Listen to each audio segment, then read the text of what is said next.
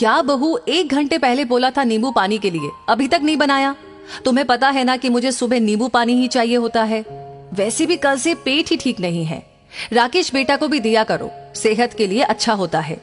वीना जी अपनी बहू दीप्ति से बोली, तुम भी ना लापरवाह होती जा रही हो। इतने साल हो गए हैं इस घर में, अब तो ये छोटी छोटी बातें नहीं भूलनी चाहिए तुम्हें। माँ को क्या बनाकर दिया था कल तुमने जो उनकी तबीयत बिगड़ गई? बुढ़ापा है उनका, थोड़ा डाइट का ध्यान रखा करो। राकेश ने हमेशा की तरह माँ की तरफदारी करते हुए कहा, मेरी हालत ठीक नहीं है, मुझसे आज खड़ा भी नहीं हुआ जा रहा। जैसे तैसे नाश्ता बनाया, इसलिए ही शायद दिमाग से निकल गया नींबू पानी देना। माँ जी को अचार खाना मना है, लेकिन दिन में 3 बार खाती है, तो तबीयत तो खराब रहेगी ही। उम्र के हिसाब से भी तो खाना पीना बनता है ना, फिर दिक्कत होती है तो वो भी मेरी गलती। अब पहले जैसा शरीर नहीं है मेरा कि घर का भी करूं और अपना भी करूं, थक जाती हूं मैं भी। दीप्ति आजकल अपने मेनोपॉज की समस्या से अपने शरीर में हो रहे बदलावों से परेशान थी, लेकिन घर की इकलौती बहू की अविरल जिम्मेदारियां और एक पारंपरिक सास के वफादार बेटे के आगे उसकी शारीरिक और मानसिक मनोभावों का अस्तित्व लगभग शून्य ही था। हद है, बहू ले आओगी 4 महीने बाद और अब ससुर बनने की उम्र में किचन में नींबू पानी बनाएगा ये, फिर यही सब तुम्हारी बहू देखेगी, वो भी यही करेगी। मैंने कभी तुम्हारे ससुर को ग्लास का पानी नहीं उठाने दिया। भाई ये सब नहीं चलेगा इस घर में। वीना जी अपने रुबाब वाले अंदाज में बोली, जाओ दीप्ति, 1 गिलास नींबू पानी की तो बात है, बना दो, भले ही मेरे लिए मत बनाना। माँ तो अपनी बहू के हाथ का ही पिएगी। राकेश ने हंसते हुए कहा, जब मैं एक के लिए बनाऊंगी तो दूसरे के लिए बनाने में कष्ट थोड़ी ना है। बात तो मेरी तबीयत की है, कम से कम आप तो कभी मेरे बनो। आपको या माँ जी को नहीं पता क्या कि क्या चल रहा है? रही बात इनके ससुर बनने की, तो मैं भी तो सास बनूंगी कि नहीं? क्या बहू की उम्र नहीं बढ़ती?